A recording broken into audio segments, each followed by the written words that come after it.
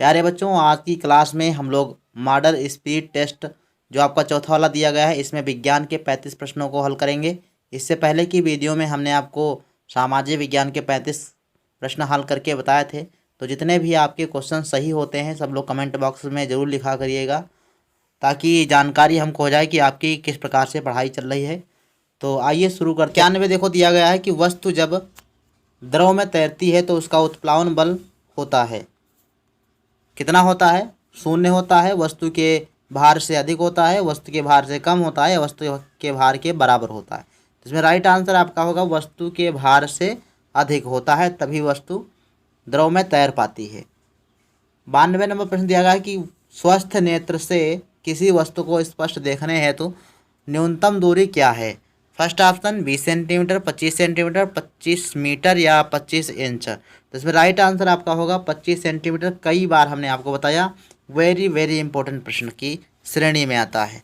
अगला प्रश्न आपका दिया गया है कि लेंस का वह बिंदु जिससे होकर जाने पर प्रकाश की किरण बिना विचलन के गुजर जाती है। तो फर्स्ट ऑप्शन आपका जो है फोकस बिंदु, प्रकाश केंद्र, आपतन बिंदु, परावर्तित बिंदु। तो आपका देखो राइट आंसर इसमें होगा प्रकाश बिंदु, जिसको वक्रता केंद्र भी कहा जाता है। तो उस बिंदु से होकर जब कोई प्रकाश किरण गुजरती है तो बिना विचलित हुए आप आर पार जो है चली जाती है। 94 नंबर प्रश्न दिया गया है कि कांच का अपवर्तनांक होता है तो 1.5 होता है। ये भी आपको ध्यान रखना है, बहुत ही इंपॉर्टेंट प्रश्न दिया गया है। नेक्स्ट प्रश्न आपका 95 दिया गया है कि जूल इकाई है, तो जूल किसकी इकाई है? सभी लोग कमेंट बॉक्स में लिखेंगे। तो इसमें आपका राइट आंसर हो जाएगा भैया थर्ड वाला ऑप्शन सही है। कार्य और ऊर्जा दोनों का मात्रक होता है जूल। कभी कभी आप लोगों को कार्य मात्रक, अगर जो केवल कार्य मात्रक होगा तो कार्य होगा, और जूल होगा तो जूल होगा। अगर जूल और कार्य दोनों दिए होंगे तो दोनों ऑप्शन आपका सही होगा, क्योंकि जो आपको कार्य करने की क्षमता है वही ऊर्जा कहलाती है। तो कार्य और ऊर्जा दोनों के मात्रक सेम होते हैं, जूल ही होता है, तो ध्यान रखना। अगला प्रश्न आपका 96 नंबर दिया गया है, धातु निम्न में से किस प्रक्रिया द्वारा गर्म होती है? तो कोई धातु होती है और ठोस होती है, और ठोस में जो ऊष्मा का संचरण है वो आपका संचरण विधि से होता है ना। संचरण विधि से धातु जो है गर्म होती है। तो फर्स्ट वाला ऑप्शन आपका राइट हो जाएगा। संवहन विधि से जो है कोई भी द्रव गर्म होता है, और विकिरण विधि से वातावरण गर्म होता है, ठीक है। तो ये भी आपको ध्यान रखना है। अगला प्रश्न आपका दिया गया है 97 नंबर, ध्वनि। मनुष्य ध्वनि सुन सकता है यदि आवृत्ति हो 20 से लेकर 20,000 हर्ट्ज। तो यही आपका आंसर राइट हो जाएगा। 20,000 से ज़्यादा हर्ट्ज वाली आवाज़ को चमगादड़ सुन सकता है, और 20 हर्ट्ज से कम वाली आवृत्ति को कुत्ता सुन सकता है। ये भी आपको ध्यान रखना है। ये आपका फर्स्ट वाला ऑप्शन इसमें राइट हो जाएगा। नेक्स्ट प्रश्न आपका जाएगा 98 नंबर, 40 डिग्री फ़ारेनहाइट परम ताप स्केल बराबर होता है किसके? तो आपका इसमें राइट आंसर होगा सेकेंड वाला 273 केल्विन के। तो यहाँ पर आपका दूसरा ऑप्शन सही हो जाता है। अगला प्रश्न आपका जाएगा मापन की एसआई पद्धति। एसआई पद्धति में बल का मात्रक क्या होता है? तो भैया न्यूटन होता है। फर्स्ट वाला ऑप्शन आपका राइट हो जाएगा। अगला प्रश्न आपका दिया गया है कि ऊष्मा संचरण की निम्न में से किस विधि में माध्यम की आवश्यकता नहीं होती? तो किस विधि में माध्यम की आवश्यकता नहीं होती है? तो वो आपकी देखो दिया गया है विकिरण विधि में नहीं होती है। अगला प्रश्न आपका दिया गया है 101 नंबर, किस श्रेणी के उत्तोलक में आयास आलम्ब और भार के बीच में होता है? आयास जो होता है वो आलम्ब और भार के बीच में होता है। तो इसमें आपका थर्ड वाला ऑप्शन सही हो जाएगा। तृतीय प्रकार के उत्तोलक होते हैं। अगली क्वेश्चन पर चलते हैं। तो 102 नंबर प्रश्न आपका दिया है कि कौन सी वायुमंडलीय गैस ग्लोबल वार्मिंग का कारण है? ग्लोबल वार्मिंग का मतलब है कि वातावरण का गर्म होना, वही क्या है? ग्लोबल वार्मिंग है। तो कार्बन डाइऑक्साइड इसके लिए उत्तरदायी है। फर्स्ट वाला ऑप्शन राइट हो जाएगा। कार्बन डाइऑक्साइड को CO2 भी लिखते हैं, ध्यान रखना। कभी कभी रासायनिक सूत्र भी दे देता है। तो रासायनिक सूत्र CO2 होता है कार्बन डाइऑक्साइड का। नाइट्रोजन तो जानते हो N2 से लिखा जाता है, ऑक्सीजन O2 से, आर्गन आपका AR से। 103 नंबर प्रश्न आपका दिया है कि निम्न में से कौन सा रासायनिक परिवर्तन नहीं है? तो रासायनिक परिवर्तन कौन सा नहीं है? मोमबत्ती का जलना, ये रासायनिक परिवर्तन है। दूध से दही का बनना रासायनिक परिवर्तन है। लोहे में जंग लगना, ये भी रासायनिक परिवर्तन है। तो आपका जो चौथा वाला ऑप्शन है आयोडीन का ऊर्ध्वपातन, चौथा वाला आपका सही हो जाएगा, आयोडीन का ऊर्ध्वपातन। 104 नंबर प्रश्न दिया गया है कि धातुओं का गुण नहीं है, तो धातुओं का गुण नहीं है ये बताना है। फर्स्ट ऑप्शन आपका भंगुरता, भंगुरता यही आपका ऑप्शन है, भंगुरता कोई गुण इनका नहीं होता, क्योंकि धातुएं भंगुर नहीं होती हैं, क्योंकि धातुओं को पीटने पर वो क्या हो जाती हैं, पतली हो जाती हैं, लेकिन टूटती नहीं हैं, तो भंगुर नहीं होती। तो फर्स्ट वाला ऑप्शन आपका राइट हो जाता है। अगला देखो ऑप्शन आपका विद्युत चालकता दी गई है, आघात वर्धनता और तन्यता होती है, उच्च घनत्व, ये सब आपका होता है, लेकिन भंगुरता नहीं होती। 105 नंबर प्रश्न दिया गया शुष्क बर्फ क्या है, ठोस CO2 है, द्रव CO2 है, गैस CO2 है या ठोस CO है। कार्बन मोनोऑक्साइड यहाँ लिखा है, CO का मतलब क्या है, कार्बन मोनोऑक्साइड।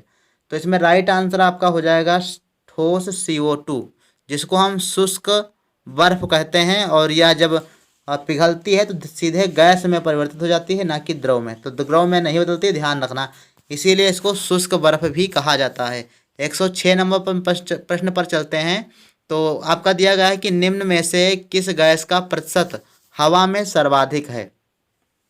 तो वायुमंडल में हवा है, और हवा में सबसे ज़्यादा कौन सी गैस है, तो नाइट्रोजन गैस है, 78% लगभग है, ये ध्यान रखना। ऑक्सीजन आपकी 21% के लगभग है, और अगर आर्गन गैस इसके बाद कार्बन डाइऑक्साइड है, उसके बाद कार्बन गैस है, तो ये भी आपको ध्यान रखना। आगे आपका दिया गया है कि निम्न में से मिश्रण है, तो मिश्रण कौन सा है, हीरा, तेल, शक्कर, हवा। तो हवा आपकी मिश्रण है, और कैसा मिश्रण है ये सब लोग कमेंट बॉक्स में लिखेगा। कमेंट बॉक्स में लिखना है कि हवा जो है कैसा मिश्रण है, समांगी मिश्रण है या विषमांगी मिश्रण है, क्योंकि हमने पहले वाले वीडियो में ये चीज़ बताई है आपको। 108 नंबर प्रश्न दिया गया है कि निम्न में से कौन सी अधातु ठोस अवस्था में पाई जाती है। तो क्लोरीन आपकी द्रवस्था में, ब्रोमीन द्रवस्था में, सोडियम भी द्रवस्था में, और तीसरा वाला आयोडीन आपका राइट हो जाएगा। 109 नंबर प्रश्न दिया गया कि कपड़े धोने के सोडा का रासायनिक नाम क्या है। इसको हम धावन सोडा भी कहते हैं। क्या कहते हैं, कपड़ा धोने वाला जो सोडा होता है इसको हम धावन सोडा कहते हैं, और इसका रासायनिक नाम होता है सोडियम कार्बोनेट, और रासायनिक सूत्र क्या होता है, NaCO3। क्या होता है, NaCO3। तो ये आपको ध्यान रखना है। नेक्स्ट प्रश्न आपका दिया गया है कि फ्लोरीन अपर रूप है, फ्लोरीन किसका अपर रूप है। 110 नंबर प्रश्न आपका है कार्बन का है, ऑक्सीजन का है, फ्लोरीन का है या सल्फर का है। तो फ्लोरीन जो है आपका कार्बन का अपर रूप होता है। ध्यान रखना है कि कार्बन के आपके 3 अपरूप होते हैं, हीरा, ग्रेफाइट और फ्लोरीन। ठीक, तो ये आपको ध्यान रखना है, और यही आपके मुख्यतः आते हैं और पूछे जाते हैं। 111 नंबर प्रश्न आपका देगा थर्मोसेटिंग प्लास्टिक का उदाहरण क्या है। तो थर्मोसेटिंग प्लास्टिक का उदाहरण इसमें है बैकेलाइट। बैकेलाइट क्या होता है, इसमें जिससे आपके जो स्विच बनाए जाते हैं बिजली वाले, और आपके जो बर्तन होते हैं जिन पर ऊष्मारोधी परत चढ़ाई जाती है। ठीक, ये भी आपको ध्यान रखना है। अगला प्रश्न आपका दिया गया है कि अम्ल वर्षा का कारण क्या है। तो अम्ल वर्षा का कारण है भैया कार्बन मोनोऑक्साइड। कार्बन मोनोऑक्साइड कारण है, कार्बन डाइऑक्साइड है, या सल्फर डाइऑक्साइड है, या अमोनिया है। तो इसमें राइट आंसर आपका होगा 13 नंबर का 112 नंबर का सल्फर डाइऑक्साइड। सल्फर डाइऑक्साइड क्या करती है, जब जल से क्रिया करती है तो सल्फ्यूरिक अम्ल बनाती है, जिसको अम्ल वर्षा भी कहते हैं। 113 नंबर प्रश्न दिया गया कैरेट सोने में 18 कैरेट सोने में सोने का प्रतिशत कितना होता है। तो 24 कैरेट जो सोना होता है उसमें आपका 100% सोना होता है।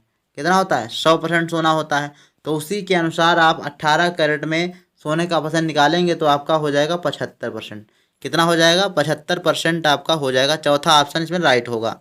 अगला प्रश्न आपका दिया गया है कि 114 नंबर दूध से क्रीम निकालने की क्रिया विधि प्रयुक्त की जाती है। दूध से क्रीम निकालने की किसी विधि का प्रयोग करते हैं, तो अपकेंद्रण, सेकेंड वाला ऑप्शन आपका राइट हो जाएगा।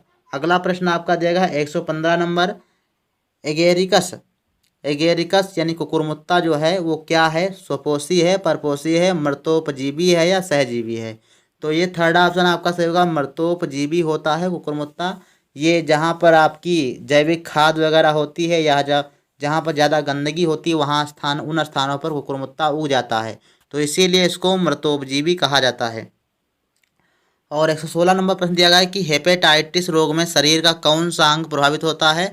तो इसमें राइट आंसर आपका होगा यकृत। यकृत जो है आपका हेपेटाइटिस रोग से प्रभावित होता है, बाकी ये तीनों हेपेटाइटिस से प्रभावित नहीं होते हैं। अगला प्रश्न आपका दिया गया है 117 नंबर, आलू खाने आलू का खाने योग्य भाग कौन सा है, यानी आलू का कौन सा भाग खाया जाता है। तो जड़ खाया जाता है या कलिका खाई जाती है या फल। तो इसमें आपका चौथा वाला सही होगा तना। तना जो है आलू का खाने योग्य भाग होता है। ठीक, तो ध्यान रखना है आपको, आलू ये क्या होता है, तना होता है और उसी को हम खाते हैं। 118 नंबर प्रश्न दिया गया है कि चमगादड़ को किस वर्ग में रखा जाता है। तो स्तनधारी, उभयचर, पक्षी या सरीसृप। तो इसमें राइट आंसर आपका होगा फर्स्ट स्तनधारी।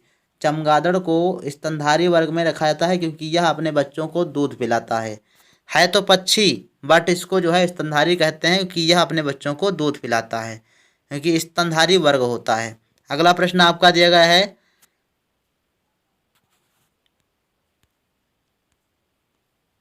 119 नंबर प्रश्न आपका दिया गया है कि इनमें से कौन सा विटामिन रक्त का थक्का जमने के लिए आवश्यक है। ये आपका वेरी वेरी इंपॉर्टेंट है। 119 नंबर प्रश्न आपका वेरी आईएमपी में इसको रखेंगे, ध्यान रखेंगे। विटामिन के की कमी से रक्त का थक्का नहीं बनता है। तो रक्त का थक्का बनाने में आवश्यक विटामिन कौन सा है, विटामिन के। फर्स्ट वाला ऑप्शन आपका राइट हो जाएगा। विटामिन बी की कमी से बेरी बेरी रोग हो जाता है। विटामिन सी की कमी से कौन सा रोग होता है, सभी लोग कमेंट बॉक्स में लिखेंगे। और विटामिन ए की कमी से रतौंधी रोग होता है। सी की कमी से कौन सा रोग होता है, कमेंट बॉक्स में सभी लोग लिखेंगे। 120 नंबर प्रश्न आपका देगा हैजा उत्पन्न करने वाला रोगाणु कौन सा है। तो जीवाणु होता है, बैक्टीरिया होता है, जिससे हैजा रोग होता है। फर्स्ट वाला ऑप्शन राइट होगा। अगला प्रश्न आपका 121 नंबर दिया गया है कि निम्नलिखित में से कौन सा जीव द्विलिंगी है, अर्थात नर मादा नहीं उसमें होता है। उसमें एक ही जीव में जो है नर मादा दोनों होते हैं। तो इसमें आपका देखो हाथी, इसमें भी नर मादा होता है, बकरी में भी होता है, तो कुत्ते में होता है। तो आपका केचुआ जो है राइट आंसर हो जाएगा। केचुआ द्विलिंगी जंतु होता है, अर्थात इसमें नर और मादा दोनों एक ही में होते हैं। 122 नंबर प्रश्न दिया गया है कि निम्नलिखित में से कौन श्वसन प्रक्रिया से संबंधित नहीं है। तो इसमें आपका देखो दिया गया है त्वचा, फेफड़े, यकृत और गलफड़े। तो इसमें आपका दिया गया है जो थर्ड नंबर यकृत, ये आपका संबंधित नहीं है। तो थर्ड वाला ऑप्शन राइट हो जाएगा। 123 नंबर प्रश्न देगा जीव जगत के संगठन का सबसे निम्न स्तर कौन सा है। तो कोशिका हो जाएगा, कई बार आया है। 124 नंबर प्रश्न दिया गया है कि निम्न में से कौन सा संवेदी अंग नहीं है। तो संवेदी अंग कौन सा नहीं है, सभी लोगों को कमेंट बॉक्स में लिखना है। 124 नंबर का राइट आंसर होगा दांत। तो शरीर में 5 ज्ञानेंद्रियां पाई जाती हैं, आँख, कान, नाक, जीभ और त्वचा। ये 5 ज्ञानेंद्रियां होती हैं और दांत उनमें से नहीं है। तो यही आपका संवेदी अंग नहीं है, दांत। बाकी ये आपकी 3 जो है संवेदी अंग दिए गए हैं। अगला प्रश्न आपका 125 नंबर दिया गया है कि सूक्ष्म जीव पाए जाते हैं कहाँ पर। सूक्ष्म जीव पाए जाते हैं हवा, पानी, मृदा में, सजीवों के शरीर पर, सजीवों के शरीर के अंदर या उपरोक्त सभी जगहों पर। तो सूक्ष्म जीव भैया होते हैं आपके उपरोक्त सभी जगह पर। सूक्ष्म जीव कण-कण में विद्यमान है। जिस प्रकार से ईश्वर जो है कण-कण में विद्यमान है, उसी प्रकार से सूक्ष्म जीव क्या है, कण-कण में विद्यमान है। अतः सूक्ष्म जीव हर जगह पाए जाते हैं। तो इसका ये मॉडल पेपर आपको कैसा लगा है, सभी लोग कमेंट बॉक्स में लिखिए। और जितना भी वीडियो डाला जाता है उसको आपको ध्यान से पढ़ना है ताकि आपके नंबर अच्छे से आ सकें। तो मिलते हैं नेक्स्ट वीडियो में, तब तक